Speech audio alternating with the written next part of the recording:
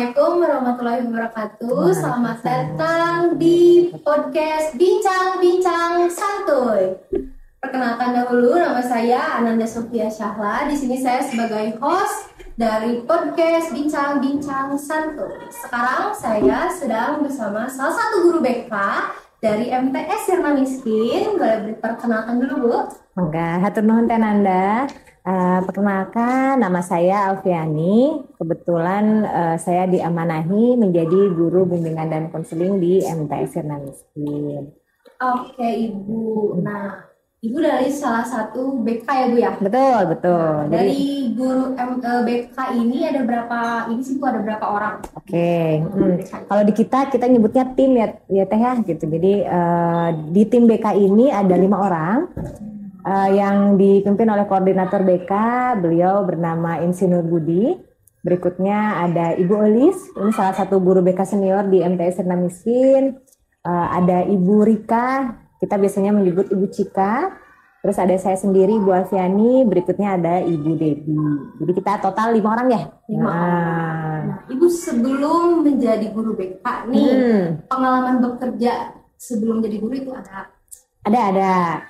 Saya cerita sedikit boleh ya. Jadi kebetulan basic pendidikan saya itu S1 psikologi. Jadi sebelumnya saya pernah melamar, posisinya itu staf HRD di salah satu rumah sakit Islam di Bandung. Di mana itu kalau boleh tahu? Di Rumah Sakit Al Islam yang di Jalan Soekarno-Hatta. Betul. Saat itu saya masuk tahun 2012, selesai sekitar akhir 2017. Gitu. Lalu setelah itu apakah langsung menjadi guru BK? Apa ada kerjaan? Oke. Jadi setelah resign dari tempat sebelumnya, itu saya istirahat dulu sebentar teh, karena memang saat itu melahirkan anak yang kedua. Jadi saya rehat di rumah sekitar 6 bulan. Baru ketika itu bosan juga ya teh ya, diam di rumah. Biasanya selama hampir 5 tahun saya setiap hari keluar gitu ya. Aduh ini bosan diam di rumah walaupun hanya 6 bulan. Akhirnya saya mau coba lamar deh gitu ya. Tapi saya cari pekerjaan yang kira-kira ini cocok untuk perempuan, punya anak 2, ada suami yang harus diurus. Makan waktu banyak betul gitu ya. Karena kalau office hour yang dari jam 8 sampai jam 5 jujur saya nggak kuat ya. Saya juga kasihan sama suami, anak-anak tidak terurus gitu. Akhirnya saya cari yang kira-kira setengah hari gitu ya. Saya coba cari sekolah. Alhamdulillah saat itu MTS Sirna Miskin sedang membuka lowongan formasi untuk guru bimbingan konseling. Saya melamar, alhamdulillah diterima. Jadi saya langsung jadi guru BK, Bu? Ya, betul. Jadi dari pertama masuk itu saya tahun 2018 bulan Juli itu saya sudah pertama kali mata pelajaran yang diampu itu bimbingan dan konseling. Lalu apa sih Bu program-program yang dikeluarkan BK untuk sekolah untuk MTS Sirna Miskin tersebut? Oke. Nah, waktu awal-awal saya masuk ke sini, kebetulan kita banyak sekali program-program yang sudah di launching gitu ya. Walaupun memang ini prosesnya kadang-kadang baru 1 tahun bekerja baru kita kayaknya ini kita butuh apa, jadi sambil berjalan gitu. Apalagi ketika waktu saya awal masuk tuh kadang-kadang anak-anak masih punya prinsip BK itu polisi sekolah gitu ya. Jadi pokoknya mah anak-anak yang melanggar masuknya ke BK gitu ya. Ternyata ketika saya ikut seminar beberapa kali, terus juga ngobrol dengan Ibu Elis sebagai senior di BK, itu ini Bu Alfiani kayaknya ada yang salah nih dengan porsi tugas dari guru BK gitu. Ternyata memang BK itu bukan polisi sekolah gitu. Akhirnya keluarlah beberapa program gitu ya. Salah satunya mungkin yang sudah berjalan itu yang pertama ada yang namanya parenting.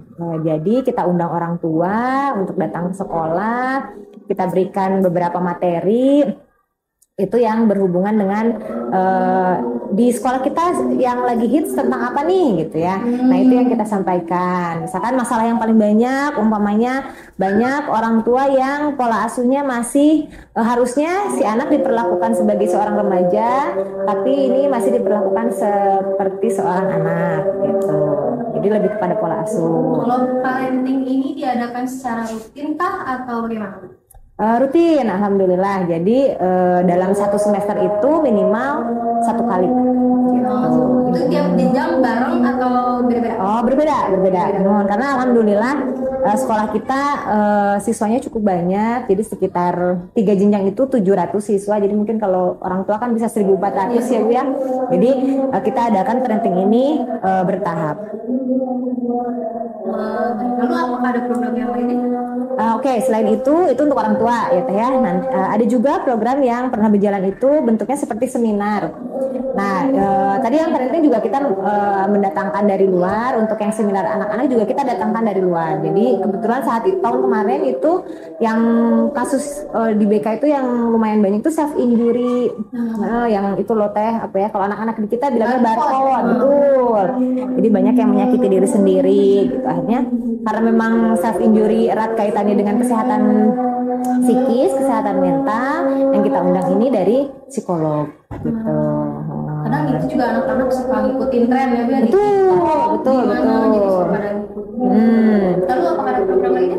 Nah, itu kan kalau yang dari luar self injury, ada dari guru BK-nya sendiri juga itu menyampaikan beberapa materi bentuknya penyuluhan itu seperti kalau yang pernah dilaksanakan itu contohnya kalau untuk yang laki-laki geng-gengan. Jadi bagaimana dampak negatif dari pergaulan circle-circle yang geng motor lah gitu ya. Terus kalau yang perempuan kan geng-geng kecil tapi memang sering mengintimidasi teman-temannya yang lain gitu ya.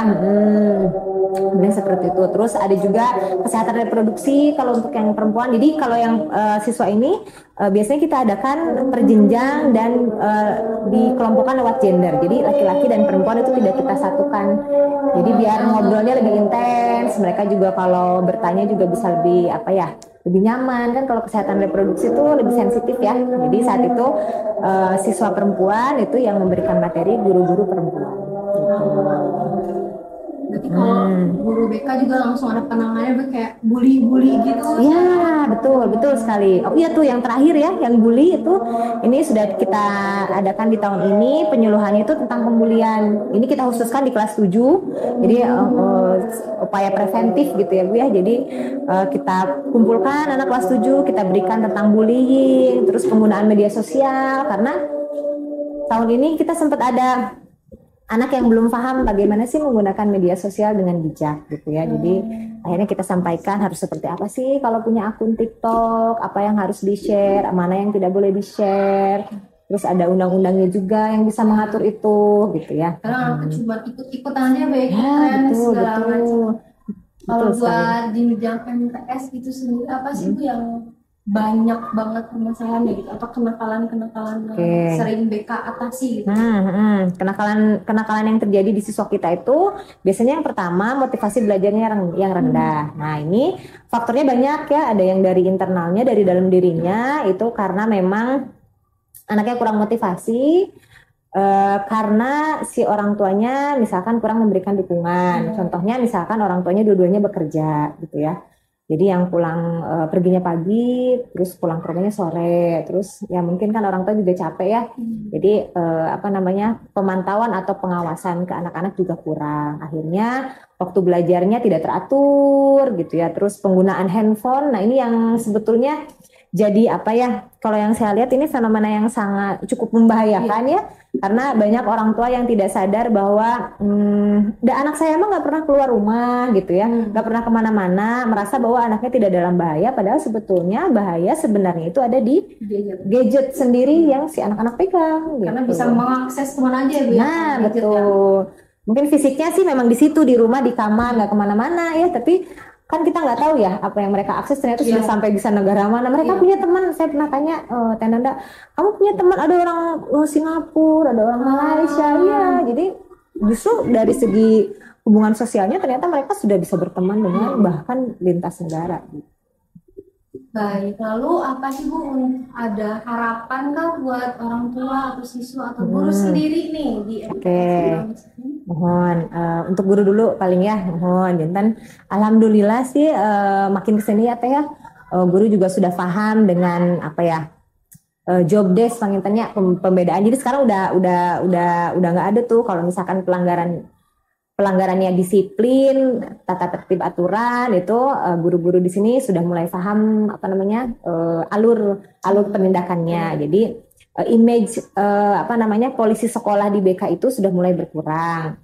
Itu yang pertama. Yang kedua, ini juga ditandakan dengan keaktifan siswa untuk datang ke BK yang memang inisiatif, Bu pengen curhat gitu ya, Bu saya punya masalah. Jadi mereka sudah mulai menganggap BKT bukan tempat menakutkan untuk didatangi gitu ya. Terus mereka juga tidak menganggap BKT tidak hanya untuk anak-anak yang melanggar aturan nih gitu ya. Untuk yang pengen sharing cerita juga mereka sudah berani datang Tenanda gitu ya. Pelan-pelan lah kita coba, alhamdulillah ya itu berhasil. Lalu untuk orang tua, nah untuk orang tua dari BK sendiri kita pengen kerjasama yang makin erat dengan pihak sekolah gitu ya, komunikasinya makin erat. Kalau ada apa-apa tektokan lah gitu ya Teh ya, karena memang jelas sekolah kan hanya ketemu dengan siswa itu paling lama 7 jam mungkin ya. Sisanya kan mereka banyak di luar rumah. Nah, kita pengen kita mengawasi di sekolah, kita bina anak-anak di sekolah, kita didik. Nah, di rumah juga kita samakan persepsinya gitu ya. Jangan sampai misalkan sama sekolah ini aturannya A, B, C, D, ternyata yang kita larang di sekolah dibolehkan sama pihak rumah gitu. Contoh misalkan berpacaran umpamanya ya. Sekolah kan jelas punya aturan ya, pacaran tidak boleh, secara agama diharamkan karena mendekati zina gitu. Nah, kita harapkan orang tua juga punya prinsip yang sama gitu ya, biar hasil buat si anaknya nanti juga bisa lebih maksimal gitu. Salah satu contohnya ya. Kalau untuk siswa ya, nah untuk siswa jelas saya pengen anak-anak memanfaatkan program BK yang sudah mulai berjalan, terus juga aktif bisa datang menghampiri guru-guru BK-nya untuk menyelesaikan masalahnya gitu ya. BK juga sendiri punya program untuk anak-anak tuh, kita pengen semua anak bisa mengembangkan bakat dan minatnya. Dengan cara, jadi kita sekarang mewajibkan Teh, setiap anak itu minimal pokoknya harus ikut aja satu ekskul gitu. Makanya untuk tahun ini ada beberapa ekskul baru, itu permintaan dari anak. Ya, jadi ada ekskul PMR, ada ekskul Hadro, sama satu lagi ekskul basket. Jadi kita guru BK itu bikin polling Teh.